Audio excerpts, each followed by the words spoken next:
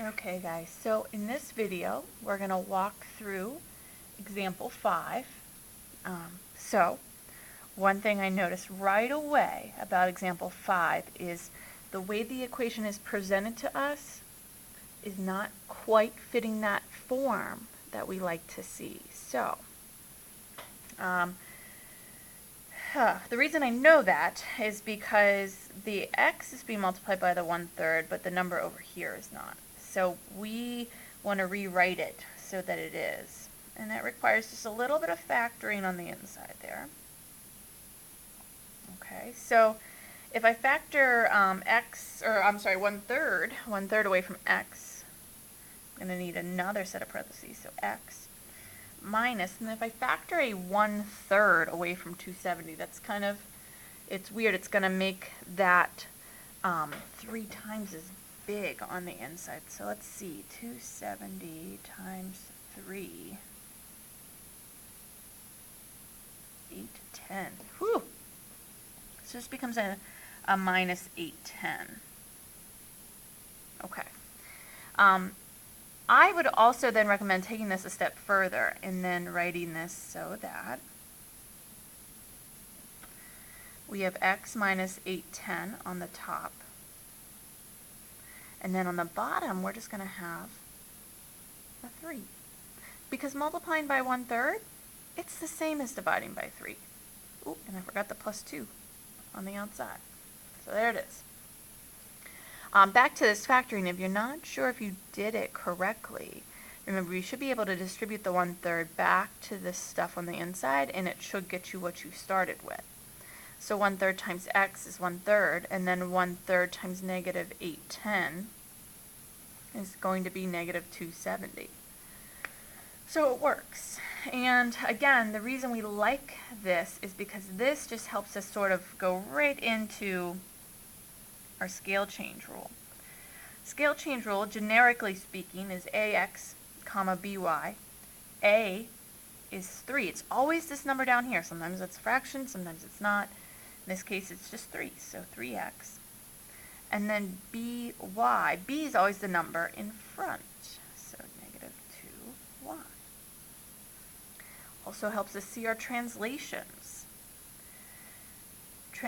Horizontal translation, we look on the inside, that's x plus 810. Vertical translation, we look on the outside, y plus 2. Okay, so we're going to be going up to the right, 810. Now, with the period, remember that's 2 pi times the absolute value of a. Oops, I don't know why I made my a look like that. So 2 pi, ooh, you know what? We should probably do this one in degrees because of that 270. So, take that away. So we're going to do 360 times the absolute value of a, which will just be 3. And so I have a period of 1080 degrees. So this tells me that if the period used to be 360, meaning it took 360 degrees on that x-axis to complete a full cycle, now it's really going to be stretched out. Absolute value of b gets you the amplitude. So your amplitude is 2. Okay, so we have a lot going on in this equation, so we really want to make sure we go through the steps here to get all the details right. So if you flip your page, I know that it says to graph it in radians. That's clearly a mistake. We're going to go ahead and graph this in degrees. I wouldn't do that to you. Give you something with degrees and then ask you to change it to radians. So let's cross this out and say degrees. So, parent function. That means cosine. So we want to get a nice little cosine in degrees. So I like to make that my final tick mark, and then I cut that in half, cut it in half again, and we get our other tick marks. We go up to 1, down to negative 1. So cosine has a point at 0, 1, 90, 0, 180, negative 1, 270, 0, 361. And we're going to connect those with a nice curvy graph. That's our parent function. So when we're doing these graphing problems, we always take our parent function and apply the scale change rule first. So I just rewrote it there so we can get rid of this top page for a moment. So our scale change rule says that we have to multiply the x's by 3. Meaning, if we used to go out to 360, we will now go out to 1080. I'm going to make this, try to make this to scale somewhat in terms of like, it needs to be a lot longer than it used to be, this x-axis. So that's 1080. And you have a couple options. I'd like to just cut it in half, that's 540. But if you think about your old halfway point of 180, if you multiply it by 3, it's 540. If you cut that in half, it's 270. But you can also just take 90, multiply it by 3, that's 270. To figure this one out, you can add 540 and 1080 together and divide by 2. You can take 270 and multiply by 3. It's going to get you 810 either way. So we've got our tick marks, and it's not quite the most perfect scale, but it'll do. I also need to go up to 2 and down to -2 on the y-axis because I see that the y values are being multiplied by -2. So if we look back at this parent function, we used to have a point at 0, 1. 0 times 3 is still 0, but 1 times -2 is -2, so we have a point right there. This point was at 90, 0. 90 times 3 is 270. The y value of 0 times -2 is still 0. 180 as an x value times 3 is going to be 540. A y value of -1, once I multiply it by -2, is +2. This point will now be here, and this point will now be down here. So we have a horizontal stretch,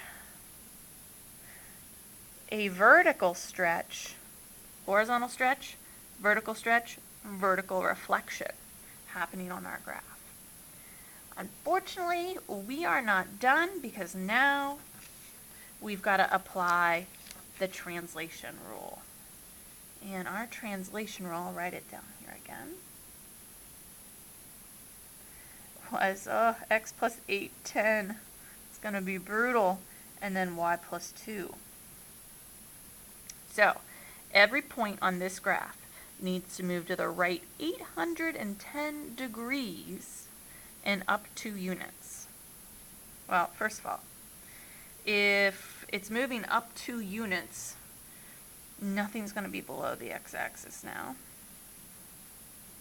And there's only so much I can do about the room here. So if I go to the end and add 810 to that x value, that's 1,890. If I add 810 to 810, that's 1620. Oh, my spacing's not going to be very good here. Let me...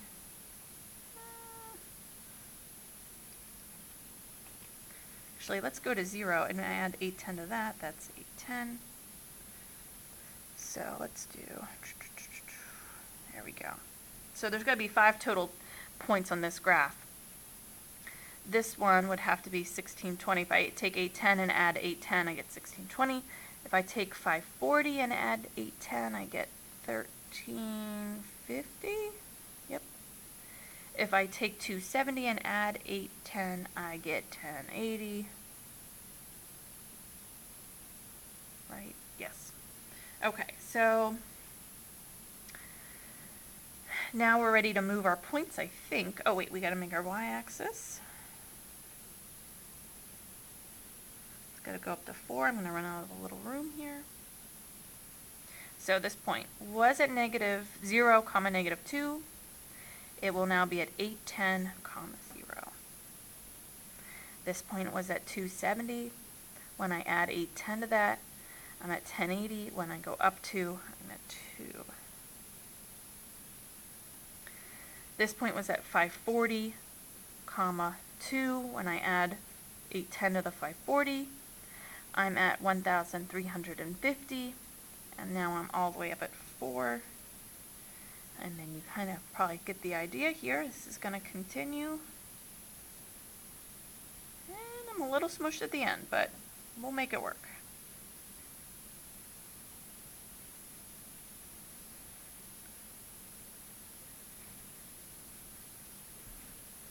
Okay, so